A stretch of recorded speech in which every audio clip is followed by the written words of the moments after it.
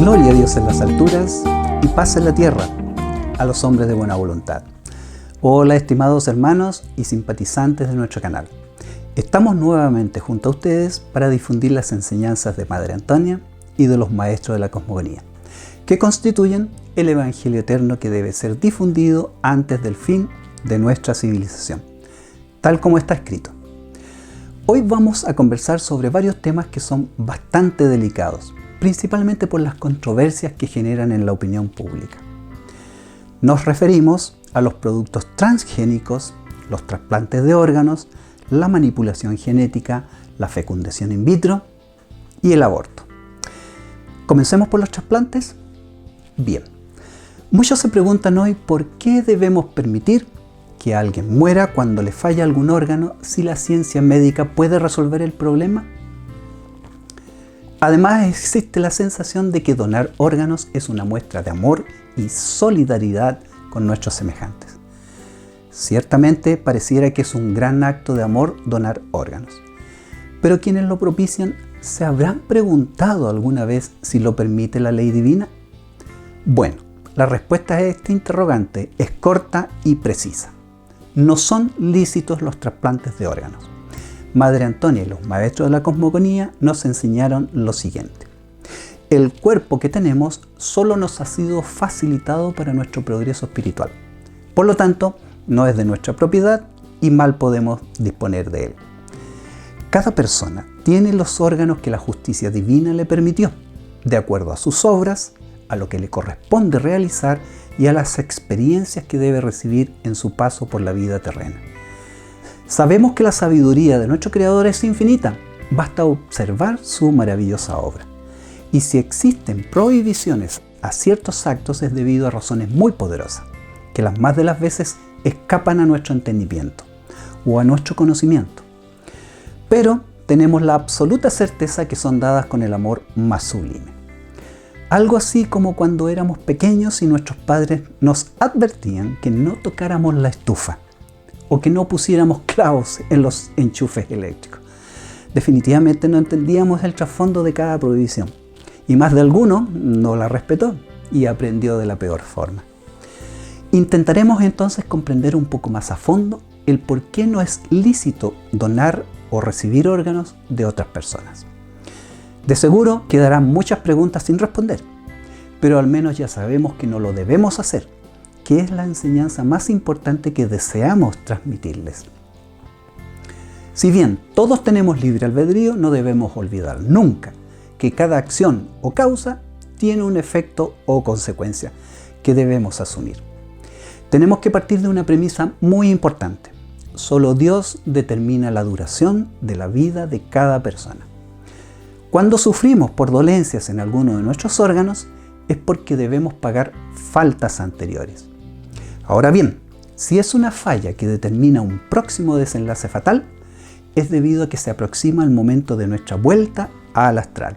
Sí, el mundo espiritual, que es nuestro verdadero hogar, y debemos aceptarlo, pues es parte del destino que nosotros mismos hemos pedido. Imaginemos un ejemplo. Si en otras vidas hemos participado en batallas y hemos causado daño a nuestros adversarios, hiriendo sus órganos con nuestras armas a fin de dejarlos fuera de combate, es muy posible que esos mismos órganos sean la causa de serias y dolorosas enfermedades que nos permitirán pagar el daño hecho a nuestros semejantes. Además, si por esas acciones quitamos la vida, la nuestra debe terminar. Todo es justicia. En el año 1977 los maestros de la cosmogonía nos dijeron lo siguiente. Los trasplantes de órganos mediante las operaciones quirúrgicas han sido un fracaso. El hombre no respeta la obra maravillosa del Divino Padre. En nuestros mundos superiores, nosotros respetamos la obra maravillosa del Padre Divino. Dejamos permanecer todo como Él lo ha creado. Todo como Él lo ha hecho. Bueno, en aquellos años los trasplantes eran un total fracaso, debido a que el sistema inmunitario detectaba el nuevo tejido como hostil y rechazaba los órganos implantados, causando la muerte del tejido extraño primero y luego también la vida del receptor. Posteriormente, en el año 1983 se aprobó el uso de un fármaco inmunosupresor llamado ciclosporina. La supresión del rechazo permitió el desarrollo de trasplantes muy complejos, como el de corazón, hígado y pulmones. En la actualidad se usan muchos otros medicamentos, ya sea en conjunto o en lugar de la ciclosporina.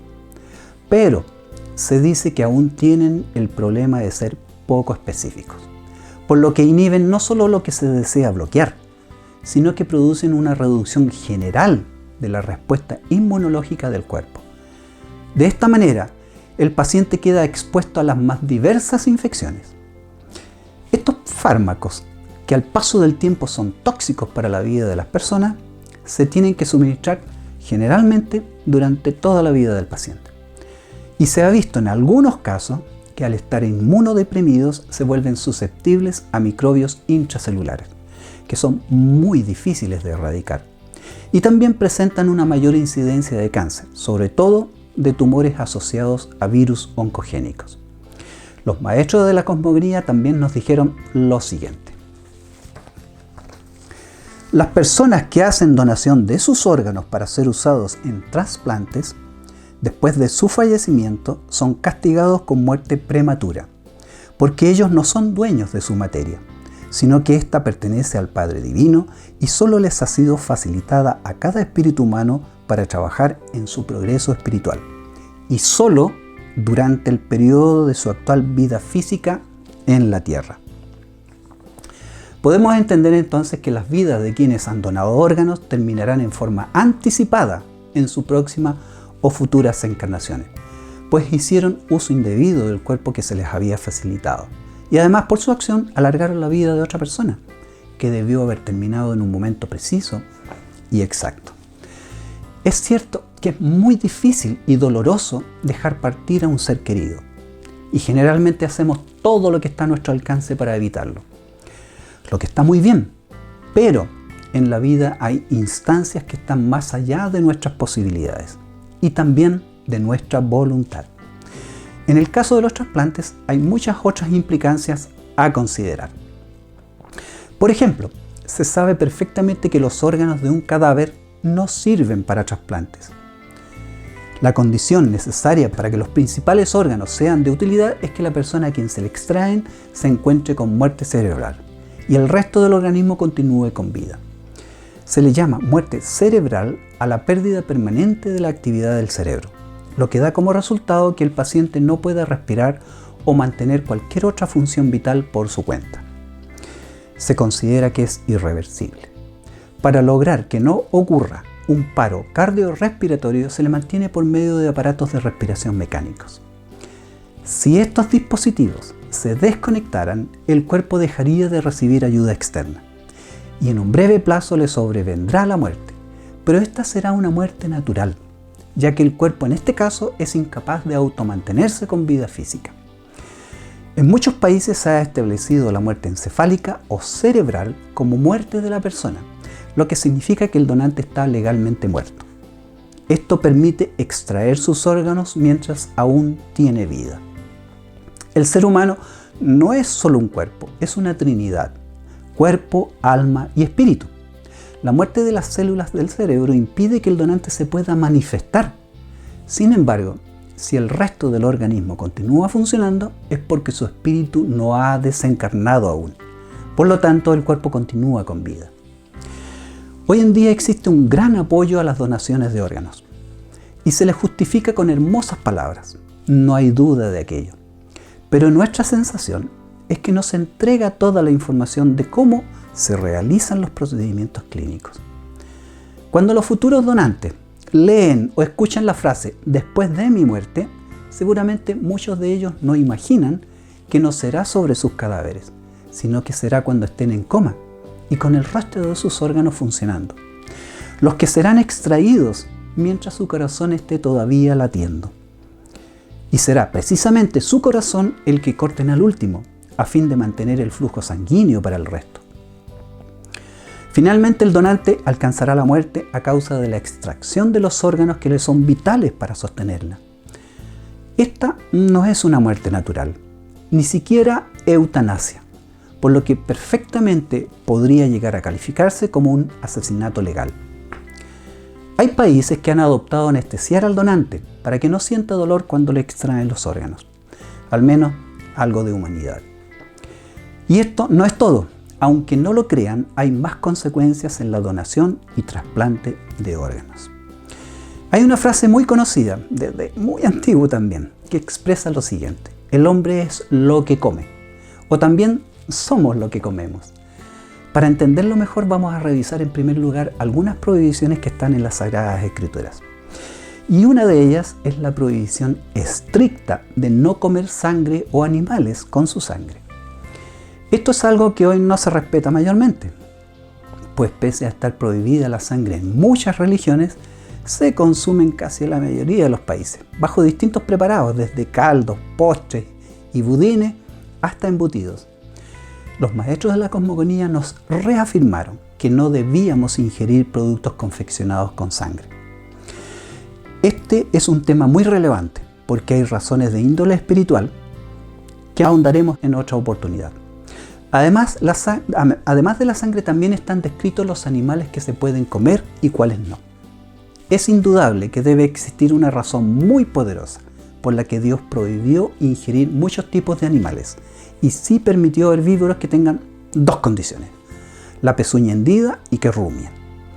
También permitió los que tienen aletas y escamas en las aguas del mar y en los ríos. Es particularmente interesante la prohibición de todos aquellos animales que cazan su presa. El texto completo lo pueden encontrar en Levítico, capítulo 11, me parece que versículo 2, correcto. Estamos ciertos, y ya la ciencia lo ha comprobado, que algunas enfermedades provienen de ingerir animales que están prohibidos, como los murciélagos, por ejemplo, que tienen sus propios reservorios de virus. Se dice que lo que uno come se vuelve parte de su ser, afectando a las personas no solo en su físico, sino también en su personalidad. Debido a que los animales de presa tienen rasgos que no quisiéramos que estén presentes en un ser humano, es lógico que no nos alimentemos de ellos, para así no absorber o ser influenciados por esos rasgos negativos, ya que salvo que estén domesticados, la mayoría son feroces depredadores, territoriales, salvajes y muy agresivos. Además, la mayoría de ellos cazan precisamente a muchos de los que están prohibidos, por lo que al no ingerirlos se evita la cadena alimenticia. También hay varios estudios científicos que demuestran la influencia de la alimentación sobre el cerebro, incidiendo en nuestro desarrollo, nuestras decisiones, nuestra funcionalidad y estado de ánimo. Si bien nuestro comportamiento y nuestros impulsos están determinados por numerosos factores y circunstancias, todo indica finalmente que hay mucho de cierto acerca de que la alimentación nos afecta más allá de lo que pensábamos o quisiéramos. Ahora bien, si un alimento que solo pasa por nuestro organismo, que absorbemos sus nutrientes y que es posteriormente desechado, tiene la capacidad de alterar nuestra personalidad durante un periodo de tiempo indeterminado, imaginemos qué ocurre con un órgano de otra persona instalado y funcionando dentro de nuestro propio organismo por el resto de nuestra vida. ¿Hay pruebas de esto en personas trasplantadas? Sí las hay. Y tal vez, para no desalentar a los posibles receptores, pareciera que la ciencia médica no desea que haya mayor publicidad, por lo que no se habla mucho del tema. Los receptores de órganos, en algunos casos, han tenido cambios radicales y han asumido las ideas, los gustos, tendencias, vocabulario, formas de expresarse, incluso la personalidad e inclinaciones sexuales de los donantes, así como también parte de sus recuerdos.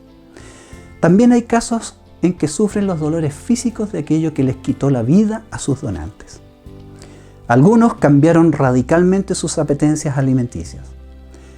Y tal vez el caso más dramático fue que se logró capturar al asesino de una donante solo por los precisos recuerdos que recibió la receptora.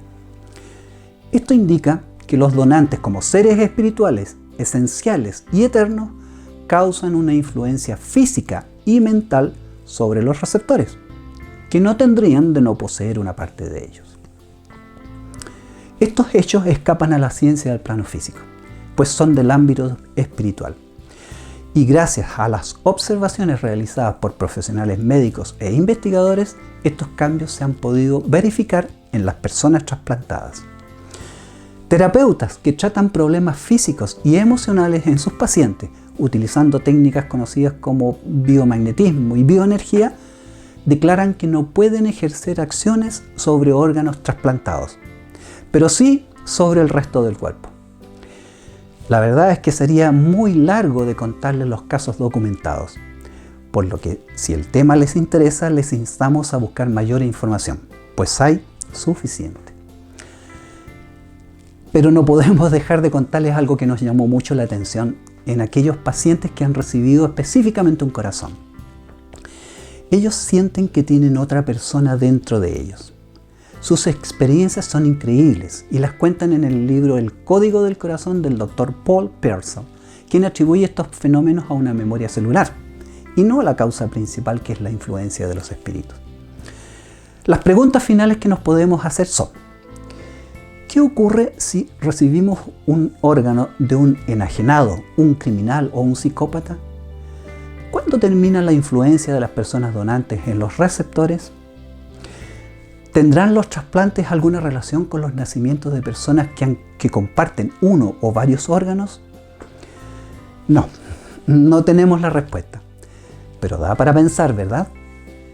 Bien, pasemos ahora a otro tema, uno que causa bastante preocupación por las implicancias morales que tiene. Nos referimos a la manipulación genética en los seres humanos.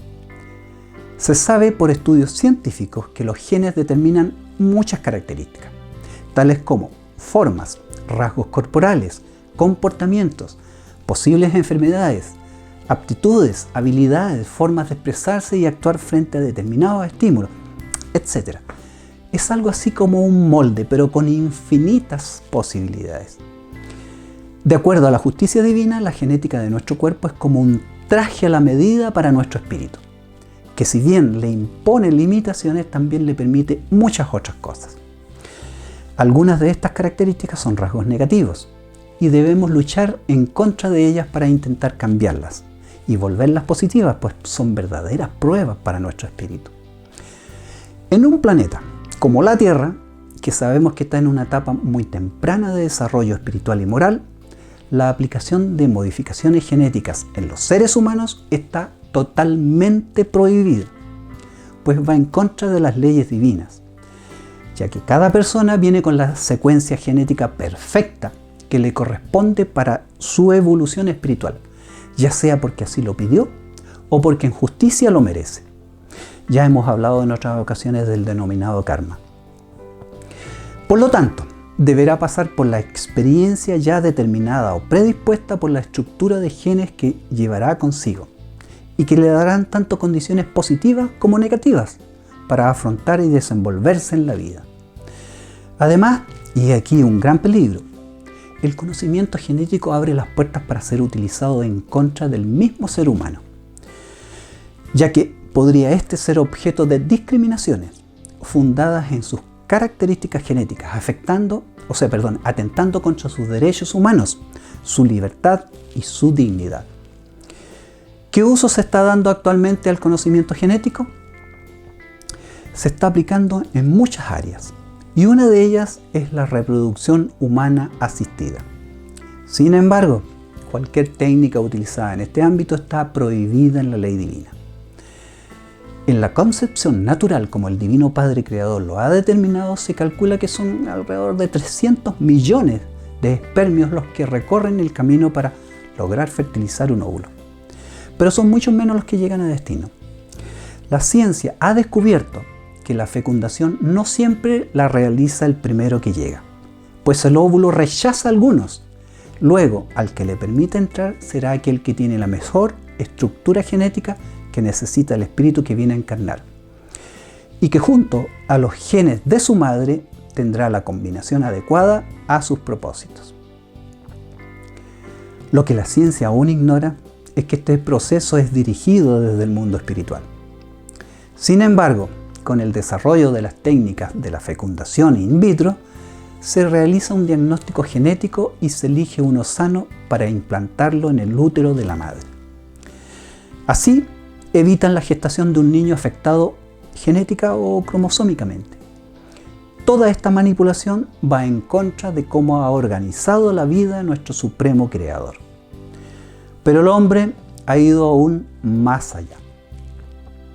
Existe el denominado diagnóstico prenatal, que consiste en un conjunto de técnicas que sirven para conocer la adecuada formación y el correcto desarrollo del feto antes de su nacimiento, para así conocer posibles malformaciones desde los inicios del desarrollo del embrión.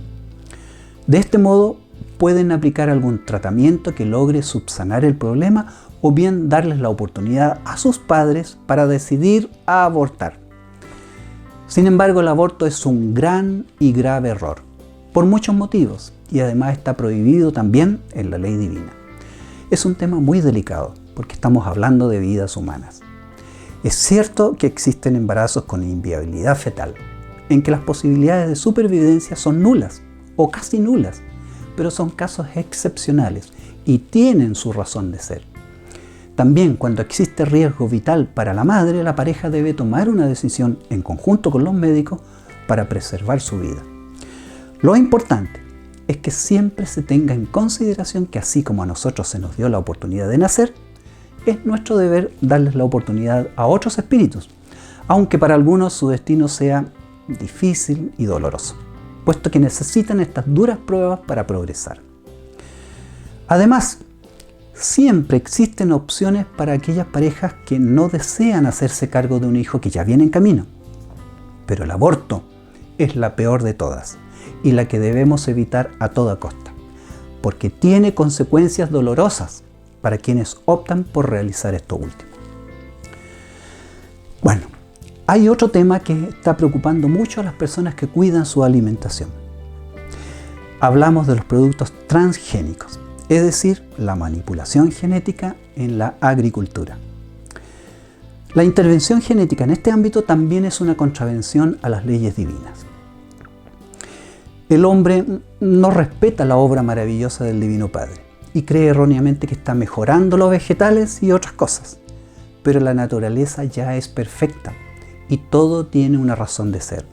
Cada elemento interactúa y se complementa con todos los demás en absoluta armonía. Un cambio, por pequeño que sea, podría tener consecuencias graves e imprevisibles a largo plazo para el medio ambiente y la ecología. Aún no sabemos cómo y en qué medida nos afectarán los alimentos transgénicos, ya que la mayoría ni siquiera están etiquetados, por lo que no sabemos cuántos de ellos estamos consumiendo. Al menos de los que se han dado a conocer, tenemos los siguientes: alfalfa, manzanas, canola, maíz, algodón, berenjena, papaya hawaiana, papas, arroz, soya, chayote, es algo así como la calabaza china o la papa pobre que le llaman, remolacha azucarera, caña de azúcar, pimientos dulces y tomates. Muchas personas han comprendido este potencial peligro y abogan por cosechas orgánicas libres de pesticidas y de manipulación genética. Todo al natural, como siempre debió ser. También grupos de defensa de los consumidores argumentan que los riesgos no han sido examinados en profundidad y que los productos deberían ser etiquetados para que exista un control real. Pero tanto las autoridades reguladoras como los grupos científicos están muy ligados a la industria. Y la historia ya ha demostrado que los estudios de investigación también se pueden comprar. La ingeniería genética en todo ámbito plantea graves problemas éticos y morales. Hay opiniones muy diversas sobre dónde han de situarse los límites de la manipulación y de cómo controlar lo que se hace realmente al interior de un laboratorio. En el año 1971, los maestros de la cosmogonía visitaron en secreto más de 100.000 laboratorios y se encontraron con grandes sorpresas. Les provocó horror lo que se hacía en muchos de ellos.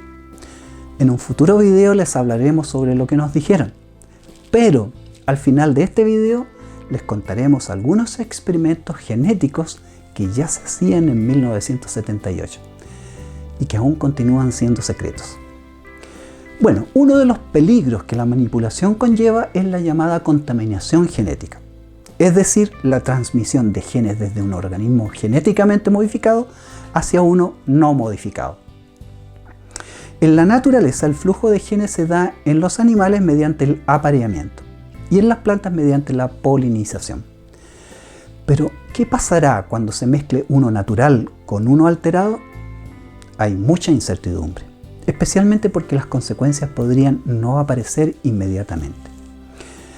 Actualmente se habla de biotecnología, que tiene alcances mucho más amplios, pero bajo ella se sigue aplicando la ingeniería genética en áreas muy diversas. Entre los organismos que se han modificado se encuentran bacterias, levaduras, hongos, plantas, insectos, peces y muchos otros animales. Así como también se han utilizado estas técnicas en la manufactura de productos medicinales. Siempre existirá el riesgo de que bacterias o virus modificados escapen de los laboratorios e infecten a la población humana o animal. En su favor se argumenta que las regulaciones son muy estrictas, pero lo mismo se dijo para las plantas nucleares y han ocurrido ya muchos accidentes, aparte de Chernobyl y Fukushima, que fueron los peores desastres.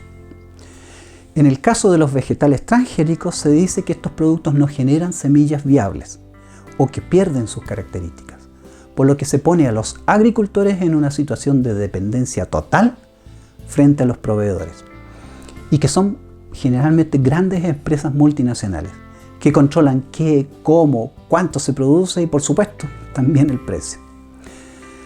Varias empresas han experimentado en este sentido, y tal vez la más conocida es Monsanto, que fue recientemente adquirida por Bayer.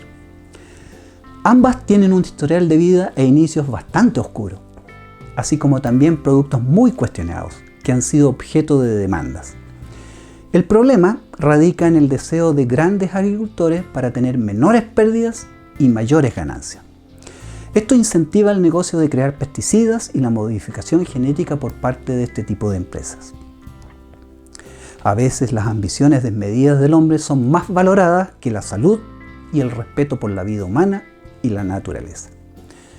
Esto de la ingeniería genética en todo orden de cosas no es nada nuevo, y en secreto el ser humano ha venido realizando experimentos desde hace mucho tiempo. Y aquí lo prometido. Voy a leer un mensaje que los maestros nos entregaron en marzo de 1978 respecto de la manipulación genética. La humanidad está en total decadencia. Es cierto que se han efectuado logros en el campo científico, pero esto lo están ocupando en dañar y destruir a la humanidad, en una serie de absurdeces, como los hombres producidos en laboratorios. Eso ustedes lo ignoraban, porque los gestores de esto lo han callado, por los resultados totalmente negativos de los experimentos. Sí, en los laboratorios han producido seres humanos, pero han resultado monstruos, porque los hombres que han realizado esto son seres malignos, y los espíritus que han tomado materia en esos cuerpos de niños del laboratorio son totalmente elementales, atrasados, sin ningún progreso. Si este tipo de cosas eran los experimentos secretos de la década de los 70 del siglo pasado, imaginen ustedes cuáles son los que se hacen actualmente. Sobran los comentarios. Bueno, hermanos, dejamos hasta aquí el capítulo de hoy. No olviden suscribirse para recibir avisos de nuevas publicaciones. Nos vemos pronto con nuevas enseñanzas de Madre Antonia y los maestros de la cosmogonía, si Dios no les pone otra cosa. Gloria a Dios en las alturas y paz en la tierra a los hombres de buena voluntad.